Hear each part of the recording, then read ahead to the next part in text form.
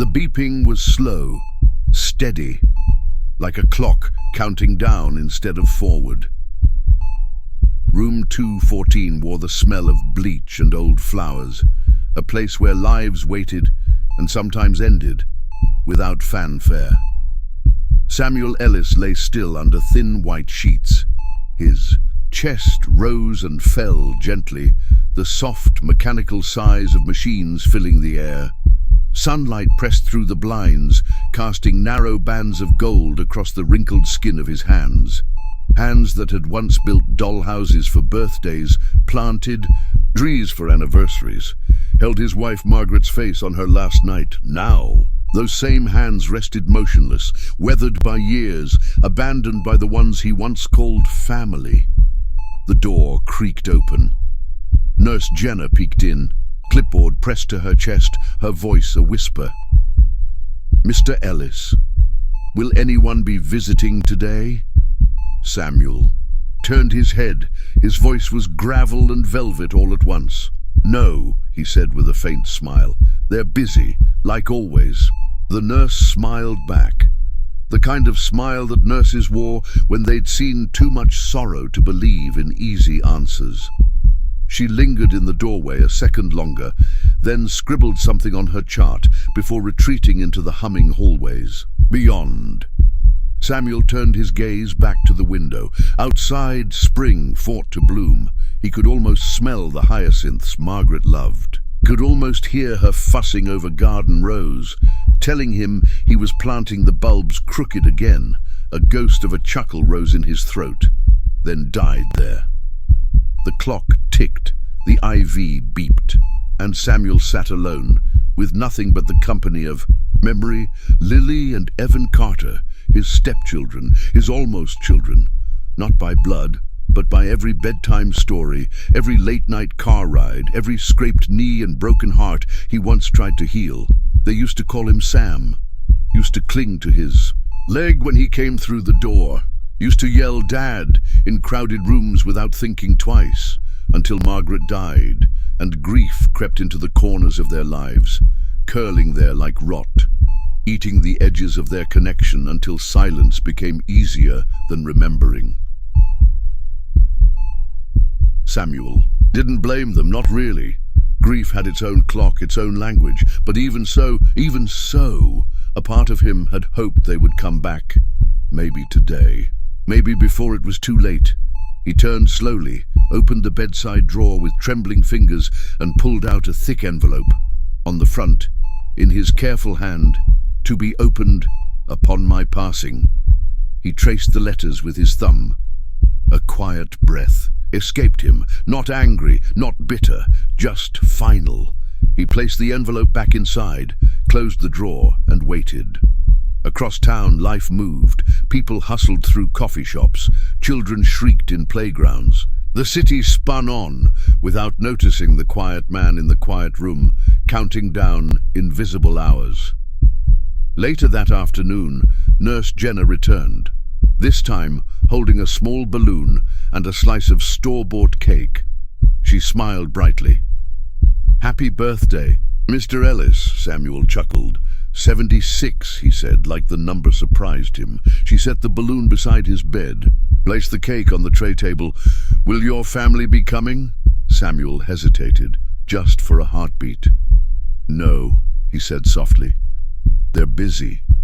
He looked down at his hands, noticing how thin they'd become. The way time wears us down, from the inside out. There had been a time, not so long ago really, when birthdays meant chaos. Lily in the kitchen, frosting a crooked cake. Evan wrapping presents badly and pretending it was on purpose. Margaret calling them her beautiful mess, but now the mess was gone. The house was gone. Margaret was gone. Only Samuel remained, and the silence. The nurse hesitated by the door. "You know," she said carefully, "sometimes people don't know how to come back." Samuel smiled, a sad, tired thing. "Maybe," he said, "but they know how to leave." That night he didn't sleep. He watched the clock tick forward, listened to the hospital sounds, felt the slow drag of time like an anchor pulling at his ribs. In the drawer beneath the envelope was something else, a tiny cassette recorder, battered, old. He'd used it to dictate his final message because paper fades, ink smudges. But a voice can outlive anything. He pressed play once just to hear it, just to be sure. Hello, Lily. Hello, Evan. His voice filled the empty room, soft and steady. No anger, no accusations, just love, the kind that survives being forgotten. Samuel pressed stop. He placed the recorder back in the drawer, folded his hands neatly over the blanket, closed his eyes, and waited for morning. It never came. Not for him. When? The call went out. It didn't echo. No frantic family, no urgent footsteps. Just Nurse Jenna, who whispered, "We lost Mr. Ellis this morning," to an empty hallway. The chapel was small, modest. Dust motes spun in the beams of colored light. From the stained glass windows, only a few people came. A janitor from the school Samuel once ran. A neighbor who remembered the roses he planted every year. Nurse Jenna, in her scrubs, dabbing at her eyes with a tissue. The front row sat empty. Mostly, until 15 minutes into the service, the side door creaked open. Lily and Evan Carter slipped in, shoulders hunched like they were bracing for a storm. They wore black, pressed and proper. They sat side by side in stiff silence, avoiding the eyes of the few who noticed their late arrival. Lily unfolded the program, stared at the photo on the front. Samuel Ellis, smiling broadly, holding a kindergarten diploma over a boy's head like a crown. She swallowed hard. "He looks older," she whispered. Evan shrugged. "Time does that." The service was short, kind, words, muted hymns, no slideshow, no family eulogy, just a whisper of memories from the few who still carried his face in the quiet corners of their hearts. As the final prayer drifted upward, most attendees slipped out quietly, leaving Lily and Evan alone in the awkward hum of what they didn't say. That's when he approached. Franklin Moore, Samuel's lawyer, grey suit, tired eyes behind silver-framed glasses. He carried a leather folio. His voice was low, professional. "You must be Mr. Ellis's stepchildren," he said. They nodded. "We were hoping to discuss arrangements," Evan said, clearing his throat. Franklin nodded. "If you'll follow me." They moved into a small side room, neutral beige walls. A table too big for three. At the center sat a copy of Samuel's will, a sealed envelope. A battered cassette recorder. Franklin folded his hands. Mr. Ellis updated his affairs shortly before his passing. He paused, studying them. He left everything. "To you." The words landed like stones. Lily blinked. "I'm sorry, what? The house, the savings, the pension?" Franklin's voice was patient but unyielding. "It's all in order, witnessed, signed, legally binding." Evan shifted in his seat. "But we didn't even visit." Franklin nodded. He knew that. Silence pressed into the room, not anger, not grief, something heavier, something that sounded like guilt. Franklin opened the folder, pulled out the battered cassette player. "He wanted you to hear this," he said, "and then there's something else." He pressed play. Samuel's voice crackled to life. "Hello, Lily. Hello, Evan. I don't know if you're hearing this together or apart.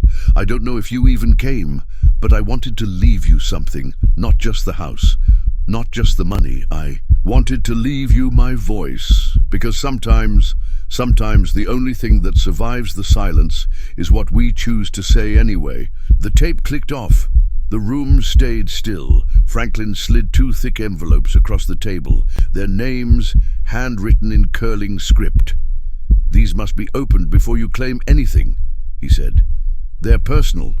Neither Lily nor Evan moved at first. The envelopes sat between them like ticking clocks. Outside, the world moved on.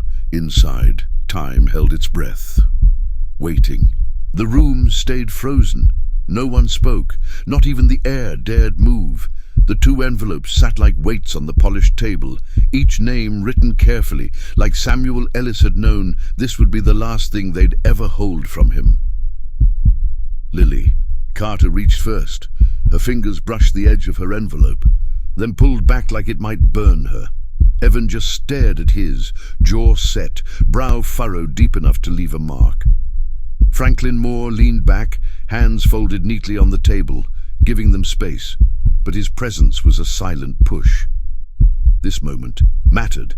Finally, Lily inhaled sharply, tore the envelope open with shaky hands. She unfolded the letter. The paper crinkled like old leaves, and Samuel's voice, the one she hadn't heard in years, rose from the page. Dear Lily, I remember. The first time you called me Dad, you were 6. Angry because Evan took your crayons. You came storming into the kitchen, tears in your eyes, and you yelled, Dad, tell him to stop. You didn't even realize you'd said it. Neither did I. Not at first. But it stayed with me.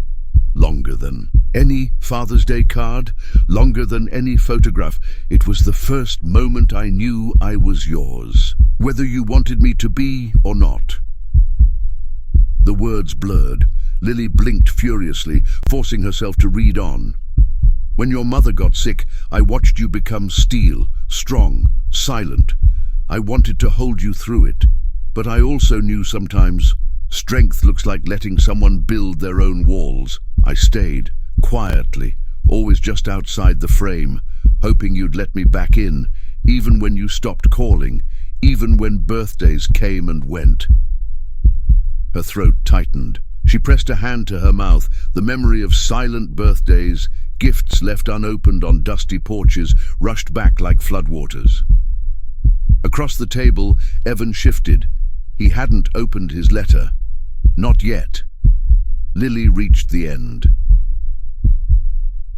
I leave you, everything, not because you earned it, not because you remembered me, but because love isn't measured that way. I loved you when you were loud, I loved you when you were silent, and if you ever wonder if you were worth the effort, you were, you always were. The letter slipped from her hand, fluttered to the table. She covered her face and sobbed, not the pretty movie kind. The real kind, ugly, gasps and all, the kind that scrapes your ribs raw because you know too much time has passed to fix everything cleanly. Still, Evan didn't open his letter. He sat rigid, a statue carved from guilt. Franklin waited, silent, patient. Finally, Evan reached for his envelope, but he didn't tear it. He opened it slow, as if fearing what was inside might punch him in the chest. The paper inside was heavy, thick, almost like parchment. Samuel's familiar handwriting filled every line. No hesitation. Dear Evan, you hated me when I married your mother. It's okay. I knew. You thought I was there to replace someone. I wasn't. I just wanted to be another pair of hands to catch you if you fell. Evan's jaw tightened. The words blurred still. He read on. I remember teaching you how to drive. You wouldn't let me touch the steering wheel. You said you didn't need help. I just laughed. Not because you were wrong, but because watching you try, fail, and try again was one of the best gifts you ever gave me. You didn't need me to succeed. You needed me to still be there when you stumbled, and I was, even when you stopped seeing me, even when the house got quiet. Evan swallowed hard. The words dug deep, unearthing old anger that wasn't anger at all. It was grief. Grief he never learned how to carry. I helped cover your college textbooks that first year. You thought it was a financial aid error. I never told you otherwise, because I didn't want you to owe me. I just wanted you to fly. If you find this letter and it's not too late, know this: you were never a burden. You were never an obligation. You were my choice, every single day. The paper shook in Evan's hands. He dropped it onto the table like it weighed 1,000 pounds. Neither sibling spoke. They just sat there, two adults who suddenly felt like children again, the kind who forgot their way home. Franklin cleared, his throat gently. There's one more thing, he said. He reached into the folder and pulled out a small battered key. This, he said, is for the house. He set it between them. But it wasn't just a key to a house. It was a key to a past they abandoned, and a future they didn't know they still had permission to reach for. Evan stared at it. Lily wiped her face. Neither moved, because in that tiny, sterile office they realized something brutal. Samuel Ellis hadn't left them an inheritance. He had left them a second chance. Not everyone gets one. The car ride back to Lily's condo was wordless. No music, no small talk, just the hum of tires on asphalt and the weight of old regrets sitting in the back seat like an unwanted passenger. At home, Lily placed her letter on the counter, smoothed it with her palm, read it again and again, each time feeling the distance between her and Samuel close just a little bit more. Across the city, Evan sat on his couch. He hadn't turned on the TV, hadn't picked up his phone. The letter lay open on the coffee table. His hands, usually so steady, trembled slightly in his lap. For the first time in a long time, he didn't feel defensive or angry, just small and sorry. Later that night, the phone rang. It was Lily.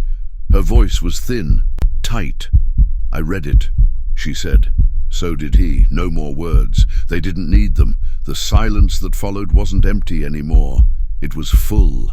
Full of all the things they should have said, full of all the ways Samuel's love still echoed, even though he was gone. Outside, the world moved on, car horns, footsteps, city noise, but inside two separate apartments, two lost children finally sat still, long enough to feel something break and heal. Samuel Ellis had been forgotten in life, but in death he became unforgettable, and the story wasn't over yet, because somewhere across town a house waited, a house filled with memories, photographs, leftover Christmas lights in the attic, and a small garden where the hyacinths were just starting to bloom, waiting for them. The next morning felt different, brighter somehow, sharper, as if the air itself had been scrubbed clean overnight. Lily Carter stood on the cracked front steps of Samuel Ellis's old house, the brass key cold in her hand. Next to her, Evan Carter, shifted from foot to foot, his hands jammed deep into his jacket pockets. Neither of them spoke, because what do you say when you're standing outside the door of a man you didn't come back for? The house sagged a little, like it missed Samuel too. The white paint peeled at the corners. The mailbox hung crooked on its hinges, but it was still there, still waiting. Lily pressed the key into the lock. It stuck at first. Rust, neglect. But then it turned. The door swung open with a long, aching creak. Inside, the air smelled like old wood, like lemon cleaner, like home. Nothing had changed. The same battered armchair by the window, the same heavy oak dining table, a pair of gardening gloves tossed. On the sideboard, like he might still walk in, laughing, scolding himself for forgetting to put them away. Lily stepped inside first. Evan hesitated, then followed. The door clicked shut behind them, sealing them inside a memory they had almost let slip away. The living room was filled with sunlight. It caught on the photos, lined up across the mantel. Samuel, grinning wide, a fish dangling from a line. Margaret laughing as she held a cake, frosting smeared on her nose. Lily and Evan, tiny and beaming, sitting atop Samuel's shoulders. Lily ran her fingers across the frames. Each one sent a fresh spear of guilt into her ribs. She hadn't just forgotten Samuel, she had forgotten herself. Evan walked past the photos quickly, pretending they didn't bother him. But his jaw was tight, his fists clenched. In the center of the dining table sat a large manila folder, their names written across the top in Samuel's neat script. Evan picked it up, opened it. Inside were papers, each labeled carefully, House, Deed Bank, Information Personal. Letters, and on top, a note. If you're reading this, it means you came. Thank you. This house, these memories, they were never meant to be a monument to what we lost. They're meant to be a reminder of what we can still find. Love each other. Forgive yourselves. Plant new things. The handwriting wobbled toward the end. Weaker, but the message was clear. Plant new things, Lily whispered, voice breaking. They found the garden next, out back, past the creaky screen door. It was a mess. Weeds clawed over the once perfect flower beds. The soil cracked from neglect, but at the far edge, just near the fence, a small patch of hyacinths fought their way up through the dirt, bright purple, defiant, alive. Lily knelt in the dirt without thinking, pulled a weed free, smoothed the soil around a trembling stalk. Evan crouched next to her. They worked in silence, not the heavy, angry silence of before. A new silence, a working silence, a building silence. They found the gardening tools still hanging in the shed, a little rusty, still solid. They trimmed, they cleared, for hours, until their hands were stained with earth and their backs ached, and the garden looked like something that could be beautiful again. As the sun dipped low, they sat on the steps of the back porch. Lily rested her head against Evan's shoulder, something she hadn't done since they were kids. He didn't pull away. In the quiet, Lily said, "We forgot him." Evan nodded once. "We forgot ourselves too." They didn't say they were sorry. It wasn't about words anymore. It was about showing up, even late, even messy. A week later, they organized a small memorial at the house. Just a few neighbors, some old students of Samuel's, Nurse Jenna from the hospital, wearing her cleanest scrubs. They didn't rent a hall, didn't plan speeches, they just told stories. Stories about how Samuel Ellis fixed a neighbor's fence after a storm without being asked. About how he bought extra supplies for kids who couldn't afford field trips. About how he never raised his voice. But somehow, everyone listened anyway. Lily and Evan sat on the back porch afterward, listening to the wind ripple through the hyacinths. "Do you think he forgave us?" Lily asked. Evan looked up at the sky, the stars just starting to prick holes in the blue. "He forgave us before we even knew we needed it." Spring rolled into summer. They cleaned out the attic, found boxes of old birthday cards, every crayon, drawing they'd ever made, scrapbooks Margaret had started and Samuel had finished. There was even a letter tucked inside one. "To Lily and Evan, I'm proud of you, even if you take the long way home, especially then." The long way home. That's what it had been, hadn't it? All the years they spent pretending they didn't care, pretending they didn't miss him. They had taken the long way back, but they had made it. One warm evening, Lily sat at the kitchen table with Evan, the old cassette player between them. She pressed play one more time. Samuel's voice filled the room again. "I love you, I always did. I always will. Go plant new things." When the tape clicked off, they didn't move. They just let the silence settle around them. Safe now, not empty, full. Because sometimes the things you think you lost forever, they're just waiting for you to find your way back. And love? Love doesn't keep score. It keeps doors open. It leaves porch lights on. It plants gardens even when no one else remembers to water them. Samuel Ellis hadn't left them a fortune. He had left them a legacy, a garden full of second chances. And this time, they weren't going to let it die.